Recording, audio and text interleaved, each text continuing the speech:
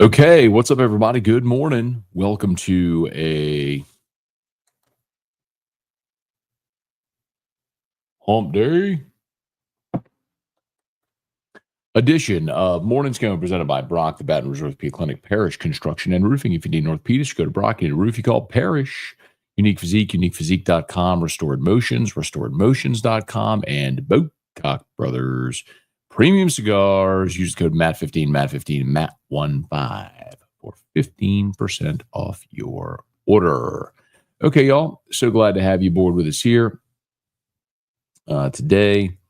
Hope your hump day's off to a great start. So changing it up a little bit just to see if you all prefer this. So again, new time, new drop-off time for Drew's school means we kind of got to be flexible here for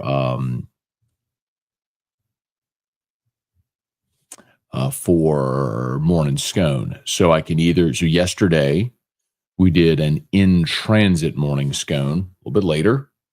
Today, moved a little bit earlier. So Chance says earlier is better than in the car. It's the problem with being in the car, can't play the jingle, and we all make sure we want to take care of Dale, right? And can't read comments either. So, but do it earlier. Start around 6:45 to 7:15. That might be the best option. So, let me know your thoughts. Okay, so LSU had fall camp yesterday. I gave you a locked on. We talked about AFR, LouisianaSports.net. Really good day for the defense, particularly the secondary. So went back and looked early. The first 2 days of camp, Garrett Nussmeier was 7 of 7 the first day in 7-on-7, and he was 11 of 12 the second day. So it was 18 of 19 the first 2 days in fall camp. The ball never hit the ground. Yesterday, really good day for the defense. They forced 5 checkdowns. He had 3 drop passes and he had 4 PBUs on 18 plays. So, 5 checkdowns, 3 drops, and 4 PBUs. That's 12. 12 of the 18 plays went to the secondary. So that's really good day in that drill, which is really designed for the offense. So got a talented secondary, played really well. We do not get access Wednesday, Thursday. We do get the full practice Friday. We do not get to watch Saturday. And I'm sure Saturday is going to be a full-fledged scrimmage because from that point, you're 2 weeks from the opener, and then they go install, and then they go game week. So, we don't get to watch Saturday, and I'm pretty sure they're going to be doing some serious work Saturday, starting to get set for Clemson. So, in any event, we also got in the headline there. Will Clapp, unfortunately, going to IR, injured in the second play of the preseason game. You remember you can designate a player to return from IR. I'm not sure that they'll do that with Clapp. I don't know, but disappointing certainly. And that's a guy that was going to make your team. He was 8th year pro.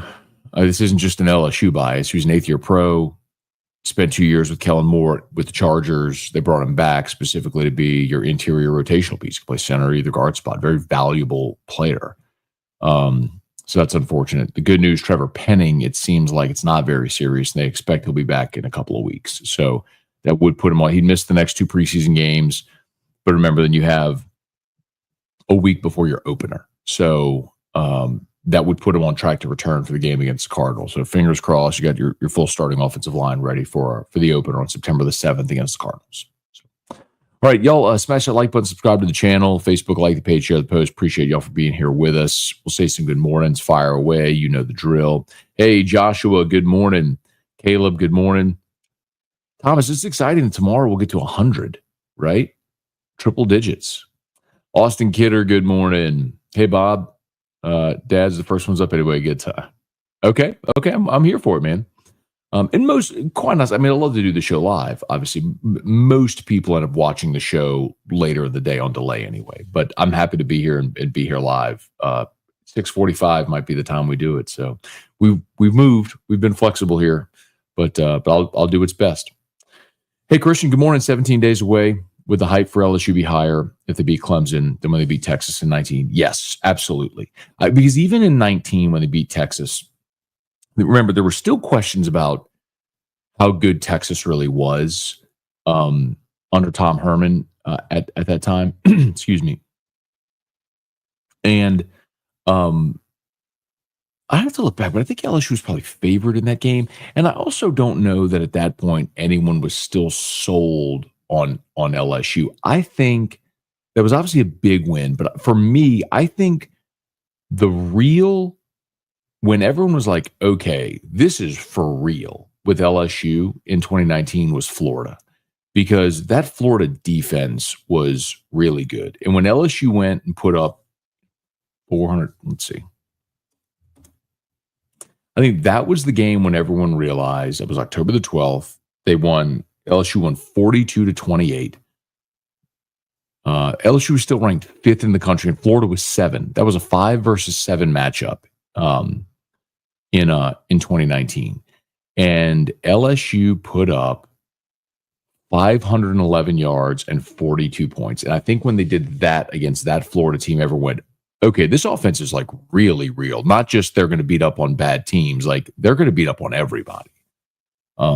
So, yes, if they beat Clemson at Clemson, when you've lost 5 openers in a row and all the things we've talked about, Clemson was a playoff team a year ago, true road game, all this stuff we've talked about.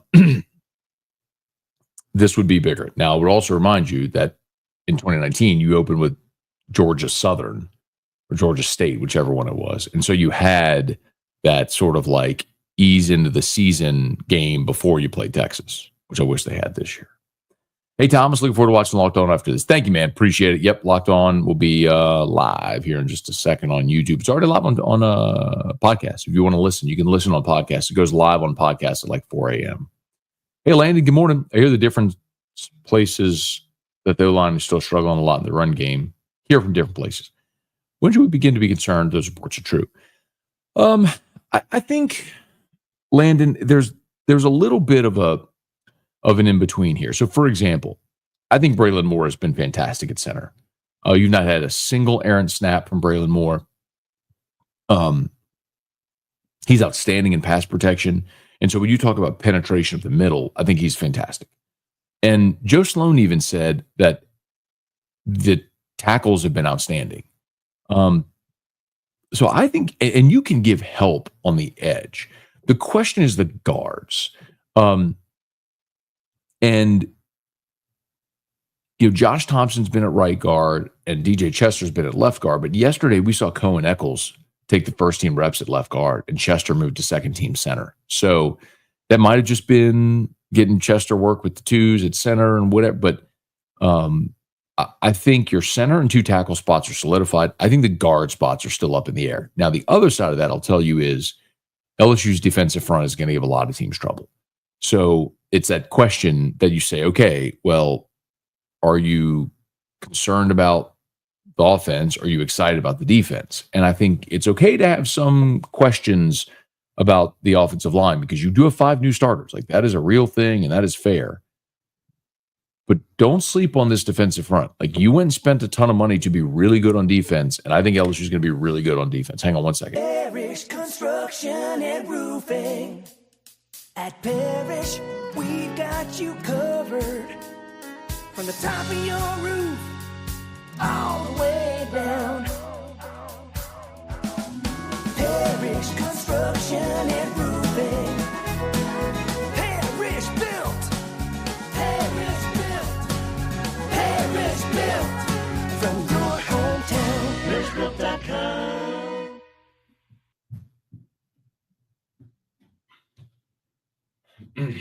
Okay. 99 in the books. Parish Construction Roofing. Actually, after I drop off Drew at school, I got to head to the parish office. Got to do some filming for some social media content. Got a big meeting today over at Lod Cook for our quarterly guarantee meeting. So busy day today. Busy day today. Let's see. Jason H., good morning. Kevin, good morning. Weston, how's Nick Anderson doing? Good. Yeah, that's the good news. He's healthy, full participant. He missed most of the spring, overcoming that quad injury. It's probably just one of those things with Nick, who's primarily taking reps with the second offense. But again, they rotate so fluidly. It's just hard for any one receiver really to stand out because there's just so many of them. And I think we've probably paid more attention to Barry and Brown because he's made so many big plays. But Nick Anderson looks great, man. He is a big body target. He fills out the uniform and looks really healthy right now. So I just don't know that you're going to have one guy have like a 1,500-yard season. They're just going to spread the ball around so much. Hey, Jeffrey, good morning. Okay. Thomas likes earlier. Craig doesn't suck it down. Tiger Diver. Yeah, man. So if you're just joining and missed at the beginning, hey, Lowell, good morning. That'll babe. So Drew's new school start time, his drop-off is between 7:30 and 8. So I'm planning like leave the house at 7:30 so I can drop him off before 8. So our options are we could keep it regular time, meaning I do the show in the car. I can start earlier, about 6:45, do 6:45 to 7:15, or we can do it after I drop him off. But there's going to be days like today, for example, I'm dropping Drew off at 8. I'm going straight to the parish office. And so I'd probably be doing an in-transit episode anyway. So to do it here at home, our option is probably 6:45 to 7:15, if that works. So y'all let me know your thoughts. Hey, Jalen, good morning. Carrie, any word on new partner for Whiskey and Wine? No word on that yet, man. Actually was having some conversations yesterday on what we're going to do. So trying to figure all that out right now. Hey, Charles, Matt, heard you a few times on the Netflix show for some bits. When you have clips played on shows like that, are you compensated? Yeah, no, nobody's compensated for that. So good question, though, Charles. So Netflix reached out. I don't know. It's been months and months ago. They reached out to me for permission to use the clips, and which we granted, of course. And there was a whole legal thing. We had to fill out all these forms and sign and agree to not sue them and all that sort of stuff, which good for them for actually doing that due diligence. Cause our stuff's been used in other things in the past and they haven't asked permission. And I mean, it is copyrighted content. It's technically illegal to just take our content and use it, but Netflix asked. And so they gave us like show date, timestamp, what they wanted to use. And we're like, sure, use it. So I knew there was a bunch of stuff they wanted to use from several of our shows. I just didn't know what made it. I still haven't watched it yet. Maybe I'll watch it this weekend. Hey, Gulf South, good morning. You see the story about the guy that parlayed the overs in all of last weekend's preseason game on a $50 bet and won $220. I did not see that. God bless America. Normally the unders hit in preseason games. That's crazy. Hey, John, good morning. 200 miles offshore. All right, John, be safe out there, man. Chance, Brad Davis obviously can recruit. How do you grade him on developing players? I think he's incredible at developing players. You just had 4 offensive linemen selected in the same draft. That's pretty good.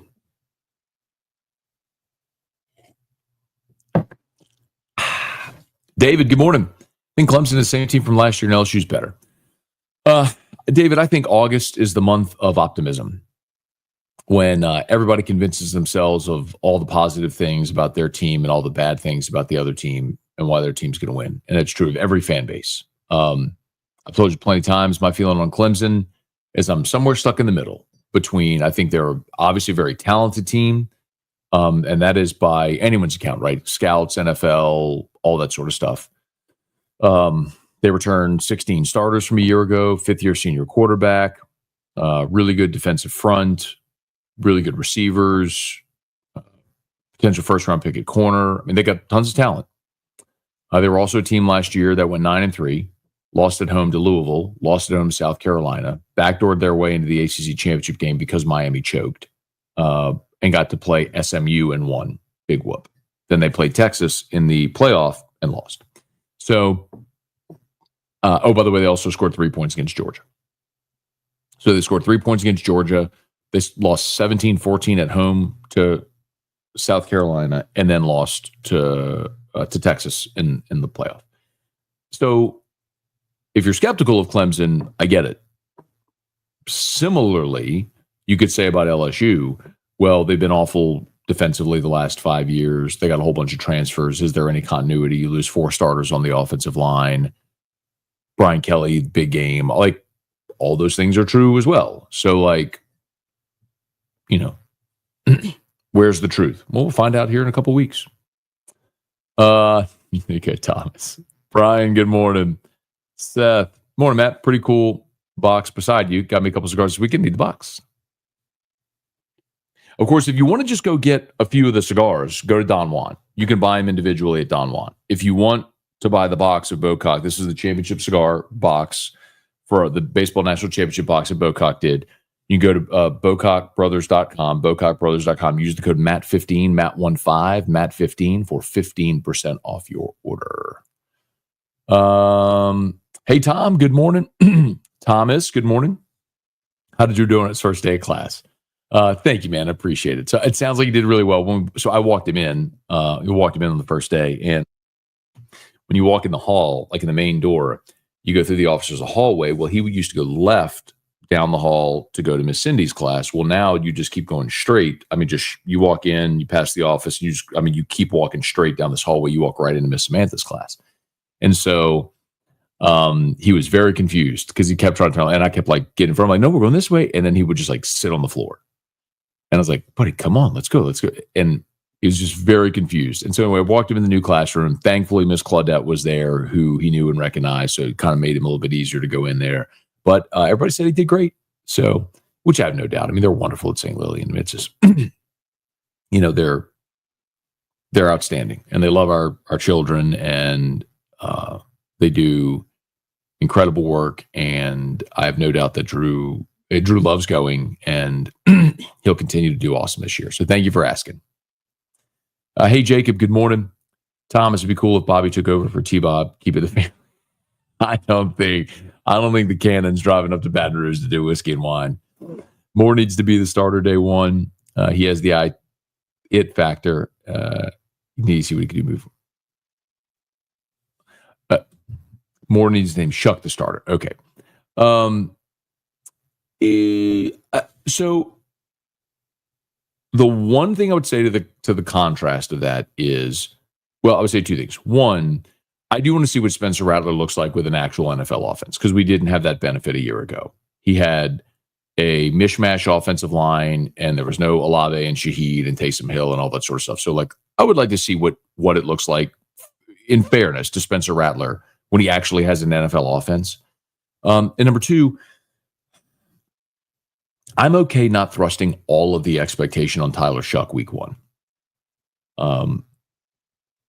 Like, I'm okay letting him continue to watch and grow and develop and all until it's his time. Hey, Michael, good morning.